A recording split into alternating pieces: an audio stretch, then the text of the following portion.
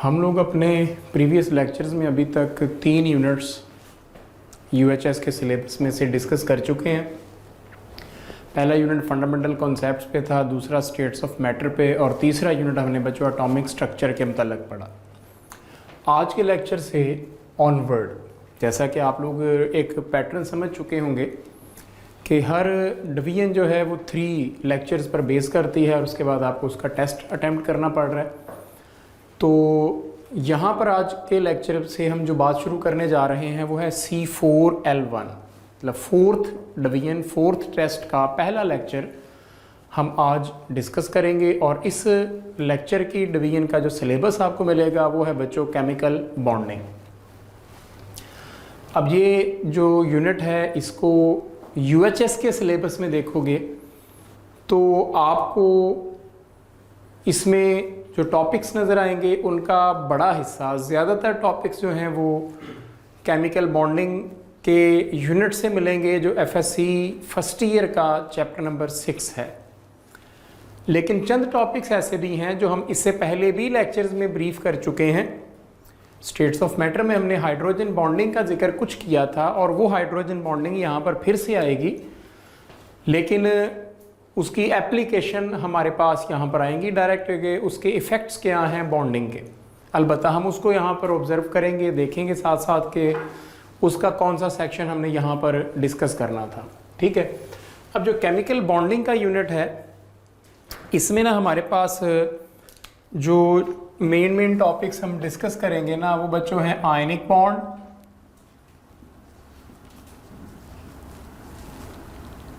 Then हमारे पास आना है डॉट क्रॉस मॉडल, ये है कोवेलेंट एंड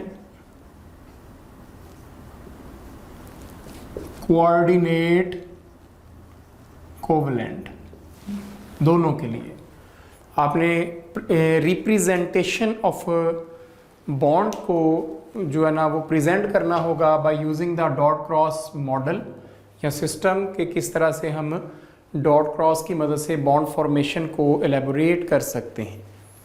उसके बाद यहाँ कह लें या अलग से लिख लें जी कि कोवेलेंट बॉन्डिंग भी हमने डिस्कस करनी है।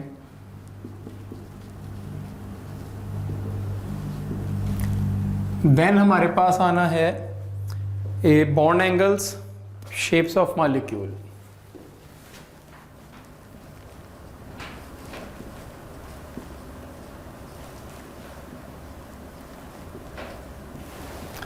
अब ये जो शेप्स एंड एंगल्स की हेडिंग है, ये हेडिंग अपने अंदर basically theories of chemical bonding की इंडिकेशन देती है। पर्टिकुलरली 2 थ्योरीज, एक हाइब्रिडाइजेशन और एक वेस्पर थ्योरी, क्योंकि उन दोनों में शेप्स, एंगल्स, बॉन्ड फॉर्मेशन, ये सारी बातें वाज़िया होती हैं।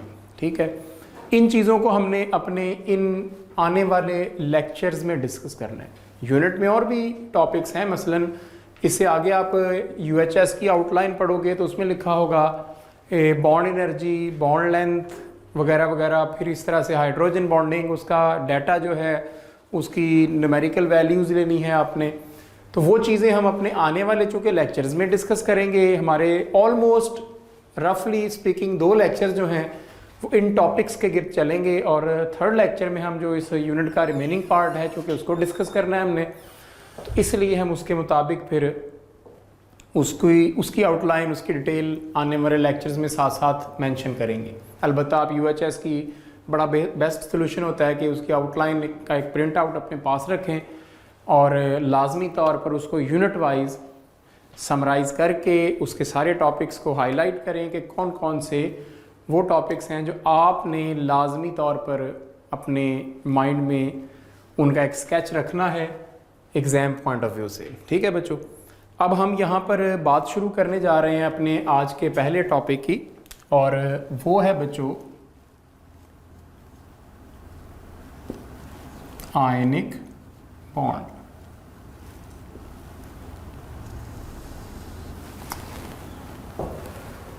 अब यकीनन एक बात कि जी आयनिक बॉन्ड क्या है, हम लोग काफ़ी सालों से प्रीवियस प्रैक्टिस में रहे हैं इसको पढ़ने में, डिस्कशन में। अब यहाँ पर कोई पेजेस तो नहीं लिखने आपने, आपको जो सिर्फ क्या चीज़ चाहिए होगी कि क्वेश्चन कैसा बनेगा। लेकिन चले हम थोड़ी सी बात पहले कर लेते हैं जी कि आयनिक बॉन्ड जो होता है ये बनता है, बहुत ब्रीफ बयान करें तो हम कहते हैं by transfer of electrons. Ionic bond कैसे बनना है? इलेक्ट्रॉन के ट्रांसफर से बनता है from one atom to other atom. जैसा कि आप ये कहते हो जी कि आपके पास है पोटाशियम, 19 इसका एटॉमिक नंबर है, कॉन्फ़िगरेशन इसकी बनाओगे तो वो लिखी जाएगी 2 8 8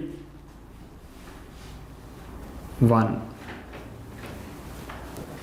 ये जो है ना 2 8 8 1, ये कॉन्फ़िगरेशन है शेल्स के लिहाज से।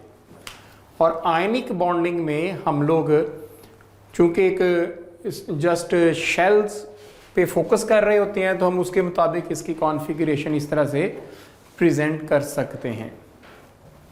ठीक है, अब इसी तरह से हमारे पास अगर हो कैल्शियम 20 तो उसकी कॉन्फ़िगरेशन लिखी जाएगी 2 8 8 एंड 2। ठीक है बच्चों, अब पोटाशियम है या कैल्शियम है, they tend to lose their electrons. वजह क्यों करना चाहते हैं? इसके वैलेंस शेल में 1 इलेक्ट्रॉन है और इसके वैलेंस शेल में 2 इलेक्ट्रॉन है। अगर ये वाला इलेक्ट्रॉन यहाँ से रिमूव हो जाए, ठीक है, यानी कि यहाँ से ये वाला 1 इलेक्ट्रॉन जाए और यहाँ से ये वाले 2 इलेक्ट्रॉन्स चले जाएं तो इनके ऑक्टेट मुकम्मल हो जाते हैं। और इस इलेक्ट्रॉन के लूज करने के बाद ये बदल जाएगा पोटाशियम आयन +1 में और ये बदलेगा Ca+2 में। इसी तरह से इसके काउंटर कोई नेगेटिव आयन हो सकता है जो इलेक्ट्रॉन को एक्सेप्ट करने से बनना था। जैसा कि आप क्लेम करते हो जी कि आपके पास था क्लोरीन, इसकी एटॉमिक नंबर है 17, तो कॉन्फ़िगरेशन क्या बनेगी 2 8 एंड 7। आपके पास है ऑक्सीजन, एटॉमिक नंबर उसका है 8, तो कॉन्फ़िगरेशन क्या बनेगी 2 एंड 6। अब क्लोरीन को वैलेंस शेल कंप्लीट करने के लिए फर्दर रिक्वायर्ड है 1 इलेक्ट्रॉन, जबकि ऑक्सीजन को रिक्वायर्ड है 2 इलेक्ट्रॉन्स। अगर ऑक्सीजन कहीं से ये 2 इलेक्ट्रॉन्स या क्लोरीन कहीं से 1 इलेक्ट्रॉन एक्सेप्ट करे तो ये बदलेगा Cl नेगेटिव में और ये बदल चुका होगा O-2 में। तो इस तरह से ना बच्चों हमारे पास ये एक ट्रेंड सेट होता है कि कुछ एटम्स इलेक्ट्रॉन लूज करने की टेंडेंसी बेटर रखते हैं और कुछ एटम्स इलेक्ट्रॉन गेन करने की टेंडेंसी बेटर रखते हैं। अब ये अंदाज़ा हमें होना चाहिए, हमारे प्रीवियस लेक्चर्स में हम पढ़ चुके हैं एटॉमिक स्ट्रक्चर में कि वो एटम्स जो पॉजिटिव आयंस बनाते हैं उनकी आयनाइजेशन एनर्जीज लो होती हैं और यहाँ वो एटम्स जो नेगेटिव आयन बनाएंगे इनकी इलेक्ट्रॉन अफिनिटीज़ हाई होंगी और आयनाइजेशन एनर्जीज इनकी क्या होंगी, वो लो होंगी। अलबत्ता यहाँ पर इलेक्ट्रॉन लूज या गेन होने के बाद इस पर आया है पॉजिटिव चार्ज, इधर नेगेटिव, या इधर पॉजिटिव और इन पर नेगेटिव, तो ये ऑपोजिट चार्ज वाले आयंस आपस में एक स्ट्रॉन्ग इलेक्ट्रोस्टैटिक फोर्स डेवलप करेंगे जिसका नाम हमने क्या रखा था, कभी आयनिक बॉन्ड रखा था। ठीक है, पहली बात यहाँ से तो हमने ये डायरेक्ट डिस्कस किया है कि आयनिक बॉन्ड क्यों बनाते हैं, लेकिन ऐसा क्वेश्चन भी यूनिवर्सिटी डिमांड कर चुकी है कि एटम्स बॉन्ड क्यों बनाते हैं। 4 ऑप्शन में से आपको उसको आंसर करना था। जैसा ना हमको क्वेश्चन इस तरह का को बना लेते हैं, हमें क्वेश्चन फर्ज करो स्टेटमेंट में आ जाता है atoms form bond because they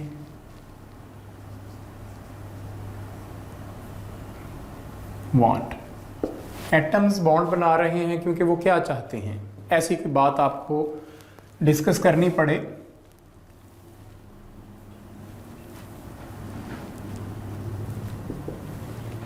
तो उसमें जो ए ऑप्शन आपके पास आ रही है ना, दे वांट इलेक्ट्रॉन्स या दे वांट प्रोटॉन्स और स्टेबिलिटी या फिर अनस्टेबिलिटी, ऐसे कुछ ऑप्शंस आपको नज़र आ जाएंगे। तो हम क्या सोचेंगे कि एटम्स के अंदर बॉन्ड बनाने की टेंडेंसी क्यों है, क्या सारे एटम बॉन्ड सिर्फ इलेक्ट्रॉन लेने के लिए या इलेक्ट्रॉन देने के लिए बनाते हैं? तो ऐसा कुछ नहीं है। हर एटम बॉन्ड इसलिए बनाता है कि वो क्या चाहता है, स्टेबिलिटी चाहता है। अब उसके लिए वो जो भी पैटर्न अडॉप्ट करे, पैटर्न अडॉप्ट मतलब वो इलेक्ट्रॉन लूज करे, इलेक्ट्रॉन गेन करे, दोनों काम नहीं कर सकता तो इलेक्ट्रॉन्स शेयर करे। ठीक है जी। तो इस तरह से ना ये फ्यू एग्जांपल, जैसा कि एल्यूमिनियम है तो 3 इलेक्ट्रॉन लूज कर सकता है, सल्फर भी 2 इलेक्ट्रॉन्स गेन कर सकता है। तो इस लिहाज से हम आयनिक बॉन्ड की कुछ बात किया करते थे। अब ऐसा कोई क्वेश्चन एज अ स्केच भी आपसे एग्जामिनर कर सकता है। मतलब स्केच से मुराद है कि आपको एक ड्रॉ करके डायग्रामेटिक रिप्रेजेंटेशन दे दी जाए और जैसे ना आपको ये कहा गया हो, स्टेटमेंट कुछ ऐसी बन के आ जाए कि जी ये था कोई एक atom, nucleus, 2 electrons, 8 electrons and 1 electron, plus यहाँ पर कोई दूसरा एटम है जिसमें 2 इलेक्ट्रॉन्स, 8 इलेक्ट्रॉन्स, 7 इलेक्ट्रॉन्स। ठीक है ना। इस तरह का आपको एक सिस्टम, 2 डायग्राम दे दी जाएं और जो प्रोडक्ट बना हो उसमें कुछ ऐसी सिचुएशन वाज़िया कर दी जाए और कहा जाए कि ये वाली जो फॉर्मेशन है या ये जो डायग्राम है ये किस किस्म की बॉन्ड फॉर्मेशन का इंडिकेटिव है, किस किस्म की बॉन्ड फॉर्मेशन को एक्सप्लेन करती है। बॉन्ड फॉर्म्ड हियर इज, और ऑप्शंस में आपको सिंपल मिल रहा हो जी कि आयनिक बॉन्ड बना है या कोवलेंट बॉन्ड बना है, कोऑर्डिनेट बॉन्ड बना है, या फिर यहाँ पर कोई मेटेलिक बॉन्ड कह सकता है, कोई हाइड्रोजन बॉन्ड, ऐसी कोई भी ऑप्शन आपको नज़र आ सकती है। तो चूंकि हमें ये बात वाज़िया हो रही है कि ये 2 एटम थे जो कि उसने कॉन्फ़िगरेशन वाइज दिए, यहाँ पर आगे एक एटम पर उसने पॉजिटिव और दूसरी साइड पर उसने नेगेटिव चार्ज शो किया हुआ है, एग्जैक्ट पार्शियल नहीं है, ये complete positive and complete negative charge का मतलब है कि इन दोनों के दरमियान ट्रांसफ़र ऑफ इलेक्ट्रॉन हुआ होगा और आयनिक बॉन्ड की फॉर्मेशन यहाँ पर पॉसिबल हुई होगी। ठीक है। तो इस तरह की कोई बात आपसे एग्जामिनर करता है और ऐसे क्वेश्चन यूएचएस कर भी चुका है। वो अलग बात है कि वो जो क्वेश्चन आए हैं वो डॉट क्रॉस मॉडल पे ज़्यादा उसने फोकस किया है, लेकिन ऐसे डायग्राम दे के और इस तरह से सिर्फ ये पहचान कर लेना कि ये कौन सा मॉलिक्यूल है या इसमें किस किस्म के बॉन्ड बने हैं या डबल या सिंगल या ट्रिपल बॉन्ड बना है या डॉट क्रॉस मॉडल कौन सा सही प्रेजेंट करता है, ये सारी बातें हमारे प्रीवियस एग्ज़ाम का हिस्सा बन चुकी हैं और एग्जैक्टली यूएचएस ने ही ये क्वेश्चन हमसे किए हुए हैं पहले। ठीक है। तो अब ना यहाँ पर एक बात जो कि आप आयनिक या कोवलेंट जहाँ पर मर्जी कर लें वो एक ही ट्रेंड है, और वो क्या है कि जी फैसला कैसे करेंगे कि बनने वाला बॉन्ड आयनिक है या कोवलेंट है। मोस्टली इस क्वेश्चन को हम लोग कोवलेंट बॉन्ड में जाके ज़्यादा फोकस कर रहे होते हैं, लेकिन मैं यहाँ पर भी उसको लिख देता हूँ, वहाँ पर जाके भी उसको हम डिस्कस कर लेंगे कि जो होगा ना डिफरेंस ऑफ इलेक्ट्रोनेगेटिविटी,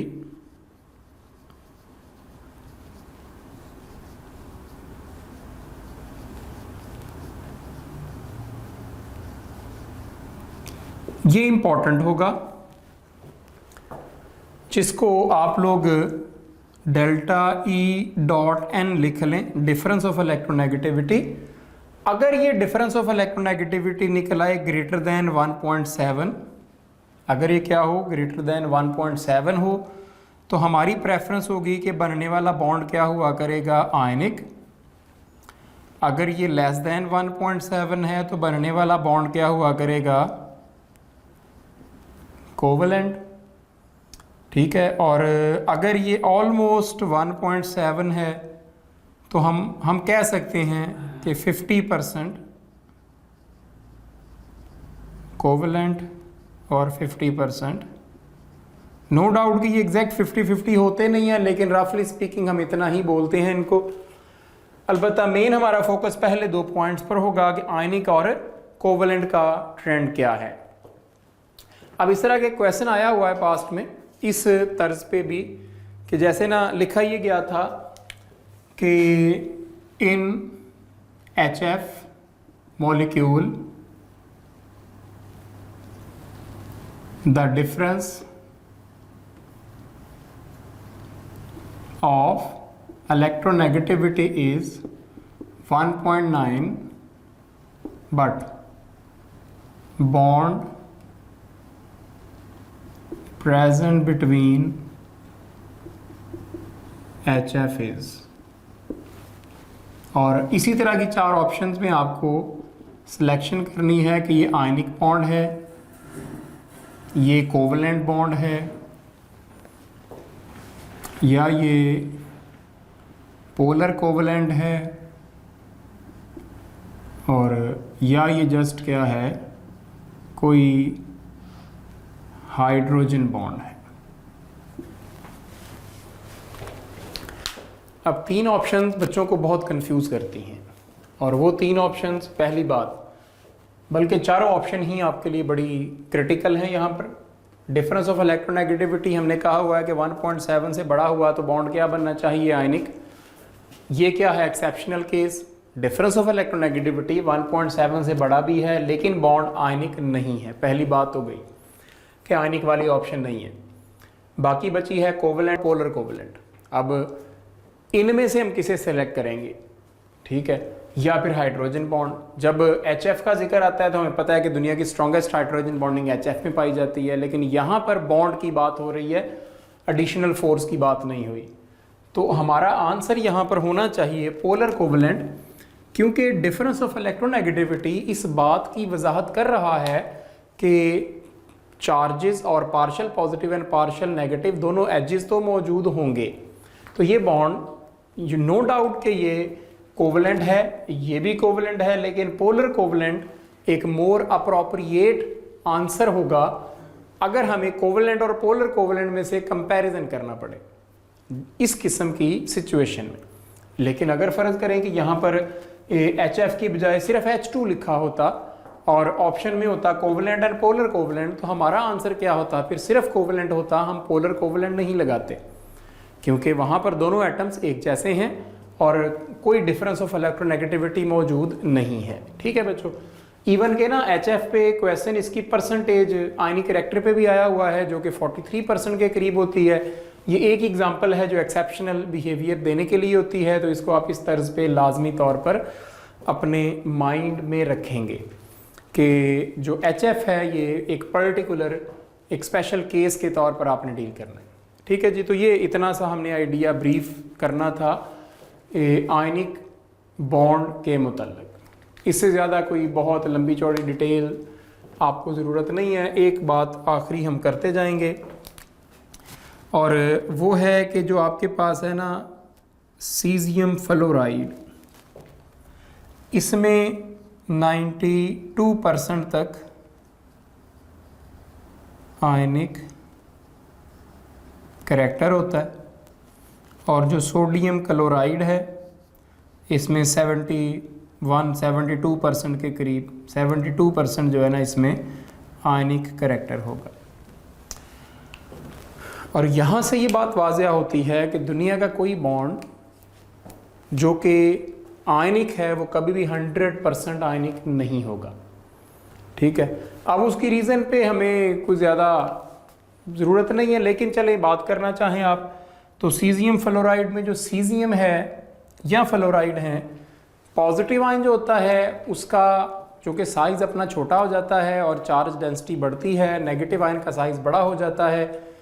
अब हम ये कहेंगे कि जो नेगेटिव आयन है उसकी पोलराइजेबिलिटी ज़्यादा है और पॉजिटिव आयन की पोलराइजिंग पावर ज़्यादा है, जिसकी वजह से जब ये पॉजिटिव और नेगेटिव आयन एक दूसरे के साथ अटैच होते हैं तो दोनों के इलेक्ट्रॉनिक क्लाउड डिस्टर्ब होने की वजह से इनके दरमियान इलेक्ट्रॉनिक ओवरलैप स्टार्ट हो जाता है, जो कि इनमें कोवेलेंट करैक्टर पैदा करने की रीज़न बनता है। सबसे बड़ा डिफरेंस ऑफ इलेक्ट्रोनेगेटिविटी दुनिया में सीजियम और फ्लोरीन के दरमियान हो सकता है, बिकॉज सीजियम पीरियोडिक टेबल का लीस्ट इलेक्ट्रोनेगेटिव एलिमेंट है और फ्लोरीन मोस्ट इलेक्ट्रोनेगेटिव एलिमेंट, लेकिन उनमें भी डिफरेंस ऑफ इलेक्ट्रोनेगेटिविटी मैक्सिमम होने के बावजूद आयनिक करैक्टर की परसेंटेज कितनी आ रही है, 92% आ रही है। ठीक है, ये न्यूमेरिकल डाटा है, ऐसी कि 2 मिसालें जो बुक में दी गई हैं कि कितने परसेंट आयनिक करैक्टर है, वो आप एग्जैक्ट याद रखेंगे, क्योंकि ये डाटा जो है स्टैटिस्टिकल, ये भी आपसे कभी कभार एग्जामिनर डिमांड कर जाता है। ठीक है बच्चों, तो ये था आयनिक बॉन्ड और आयनिक बॉन्ड से रिलेटेड कुछ ब्रीफ सी इंफॉर्मेशन जो कि हमने यहाँ पर पढ़नी थी।